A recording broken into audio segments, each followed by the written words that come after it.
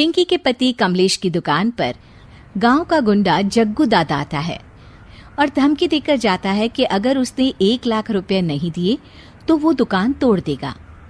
घर में सभी परेशान होते हैं। अरे सत्यानाश हो उस जग्गू का, अच्छा खासा लड़का था, पता नहीं क्यों गुंडागर्दी करने लगा, किसी की भी जमीन हड़प लेता है और अब हमारी दुकान के पीछे पड़ा है नास पीटा। मेरे तो कुछ भी समझ में नहीं आ रहा कि मैं क्या करूं। अरे बेटा, मैं तो कह रही हूं कि 1 लाख रुपए दे दो और छुट्टी पाओ इस जग्गू दादा से। नहीं माँ, मेहनत की कमाई है, ऐसे कैसे दे दूं? मैं तो 1 रुपया भी नहीं देने वाला उसे। अरे पैसा तो दोबारा भी कमा लेंगे, पर जान है तो जहान है। नहीं पिताजी, मैं नहीं दूंगा पैसे, मैंने फैसला कर लिया है। पिंकी कमरे में आकर सोचने लगती है, मेरे पति के ऊपर ये कैसी मुसीबत आ गई है। हे भगवान, क्या करूं मैं। तभी उसे जादुई पत्थर से आवाज सुनाई देती है, दन दना दन दन दन दन, जो चाहे वो तू बन। अरे हाँ, मैं भी कितनी भुलक्कड़ हूँ, मेरे पास तो जादुई पत्थर है, पर मैं क्या करूं। जग्गू दादा तो बहुत बड़ा गुंडा है, उसका सामना मैं कैसे कर पाऊंगी, पर मुझे ये करना ही होगा। पिंकी प्लान बनाती है और उसे एक आइडिया आता है और वो आइडिया वो सबको बताती है। सुनिए, मेरे पास एक प्लान है, आप जग्गू दादा को पैसे देकर उन्हें घर पर खाने पर बुलाइए। सब ये सुनकर दंग रह जाते हैं। लो और सुनो, अरे वो तुम्हारे दूर के चाचा नहीं है जिसको खाने पर बुलाया जाए, जग्गू दादा है, इस गांव में सबसे अमीर और 1 नंबर का गुंडा। ओफो सासू माँ, मैं जो कह रही हूँ वो करके तो देखिए। मैं आपको यकीन दिलाती हूँ कि कल के बाद जग्गू दादा हमें कभी परेशान नहीं करेगा। पिंकी के कहने पर कमलेश जग्गू दादा को रुपए देता है और उसे अपने घर खाने पर बुलाता है। अरे भाई, मानना पड़ेगा कमलेश, काफी तरक्की कर लिया है तुमने। 1 लाख रुपए तो बड़ा ही कम डोनेशन था। जग्गू दादा सोफे पर बैठता है और सबसे मिलने लगता है। अरे भाई लता मौसी, ठीक तो हो ना? सुना है घुटने में बहुत दर्द रहता है। हाँ बेटा, पर तुझे कैसे पता चला? अरे जग्गू दादा सारे गांव की खोज खबर रखता है, और वैसे भी मेरी माँ और आप तो बचपन की सहेलियां थी ना, तो आप तो हमारी मौसी हुई। मौसी कहकर 1 लाख रुपए का चूना लगा रहा है कमबख्त। तभी बेल बजती है और कमलेश दरवाजा खोलता है तो सब दंग रह जाते हैं। अरे एमपी साहब, आप आइए आइए, आप कमलेश को कैसे जानते हैं? अरे भाई, कमलेश हमारे बड़े ही अच्छे मित्र हैं और मैंने सुना है कि आप इनकी दुकान हड़पना चाहते हैं, इनसे चंदा भी मांगते हैं आप। अरे एमपी जी, वो तो बस थोड़ा धंधे में मंदी चल रही थी तो गांव वालों से थोड़ी मदद मांग ली। देखो जग्गू दादा, होंगे दादा तुम अपने घर के, ये हमारे पहचान के लोग हैं, इनके साथ तुमने कुछ भी उल्टा सीधा किया तो सीधा जेल में डाल देंगे, समझे? फिर वहां बाकी कैदियों से चंदा मांगते फिरोगे क्या? जग्गू घबरा जाता है और वहां से जाने लगता है। जी जी एमपी जी, समझ गए, हम चलते हैं, हमें माफ कर दो कमलेश बाबू। अरे बेटा, खाना तो खा लेता। अरे जग्गू। जग्गू दादा को भागता देख एमपी के रूप में बदली पिंकी हंसने लगती है और सब एमपी के पास आते हैं और उनका धन्यवाद करते हैं। आपको कैसे पता चला एमपी साहब कि जग्गू हमें परेशान कर रहा था? आपकी बहू पिंकी है ना, बड़ी ही समझदार है, वो मेरे ऑफिस आई और मुझसे मदद मांगी। क्या पिंकी ने ये सब किया? पिंकी अपने रूप में वापस आ रही होती है। अच्छा, मैं चलता हूँ, मेरा मतलब है। अरे ऐसे कैसे, आप बिना खाना खाए नहीं जा सकते, आइए आइए।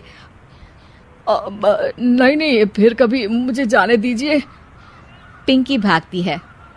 अरे इन्हें किस बात की जल्दी थी? लगता है कोई इम्पोर्टेंट मीटिंग होगी माँ। हाँ भाई, बड़े लोग हैं, दिन में कुछ ना कुछ चलता ही रहता है। लेकिन भगवान का शुक्र है कि आज बहू की वजह से सब सही हो गया। पर बहू है कहाँ? पिंकी घर से दूर भागते भागते अपने रूप में वापस आ जाती है। उफ, बाल बाल बच गई आज तो।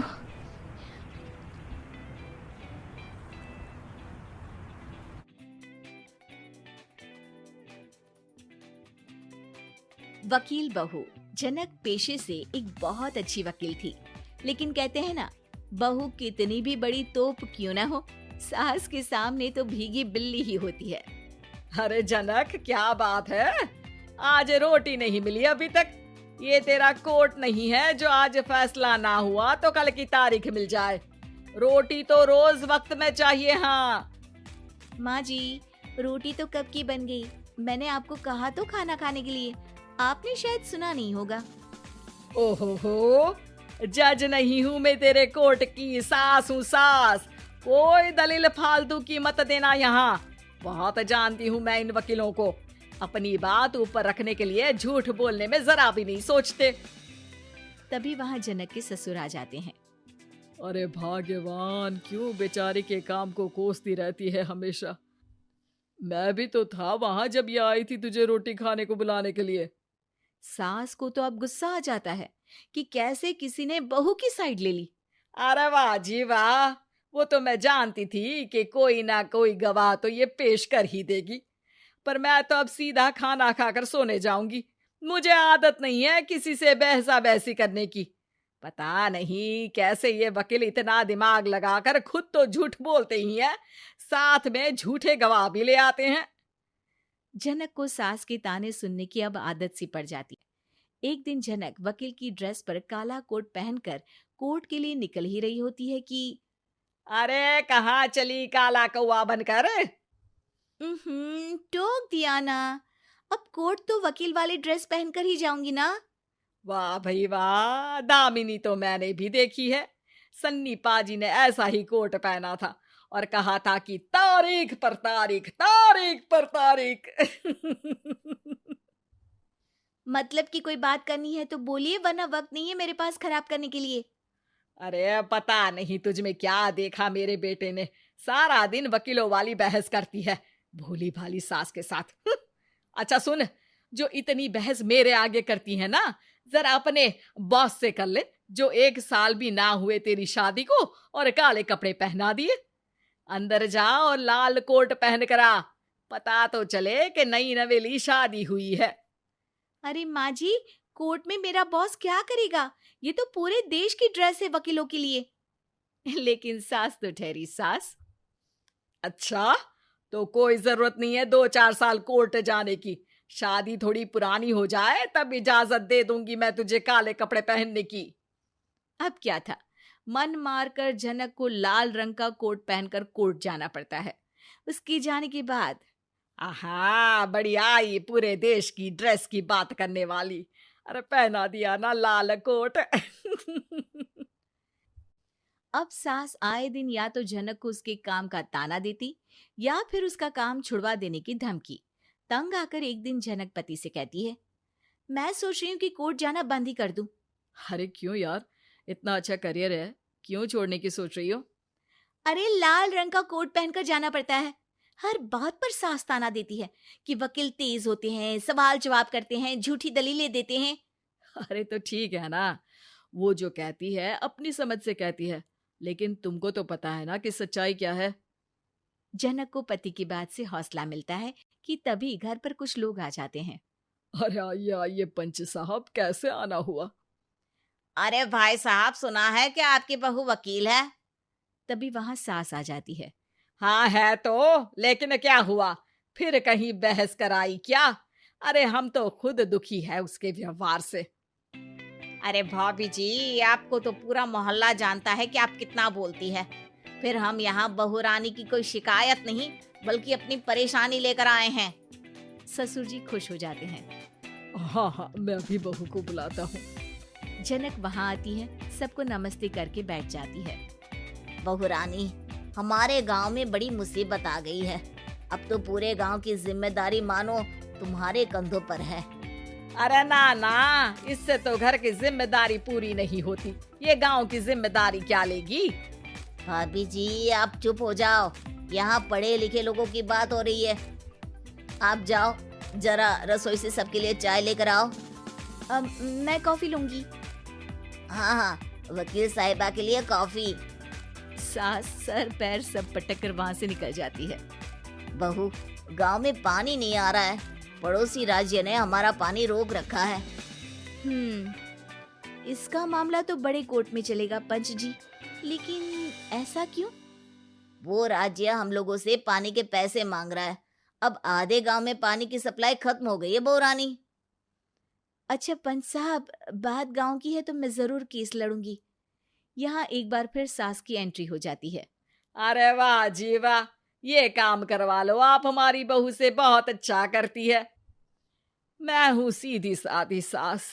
इस लड़की ने कैसे लड़ लड़ कर मुझे साइड कर रखा है, ये तो अब आपको पता चल ही जाएगा। अरे भाभी जी, आपकी आवाज तो पूरे गांव को सुनाई पड़ती है जब आप बहू रानी को सुंदर वचन सुना रही होती हैं। अरे वकील बहू मिली है, फक्र करो फक्र। हाँ जी हाँ, सारी फकर तो हम लोग ही करें। खैर, अब जो केस लड़ेगी और पानी गांव में आ जाता है तो पंच साहब लिख कर देना होगा कि हैंड पाइप में सबसे पहले मेरी बाल्टी और घड़ा भरेगा। अरे फिर तो हम बहू रानी के नाम पर घर पर ही सप्लाई दे देंगे, लेकिन ये इतना आसान नहीं है। बहू, गांव के पास अभी वकील करने की भी पैसे नहीं है तो। अरे पंच साहब, ये मेरे गांव का मामला है, मैं आपसे एक भी पैसा नहीं लूंगी। सास को बहू की बात पर गुस्सा आ जाता है, लेकिन सबके जाने के बाद झनक मन लगाकर गांव की परेशानियों को दूर करने में लग जाती है।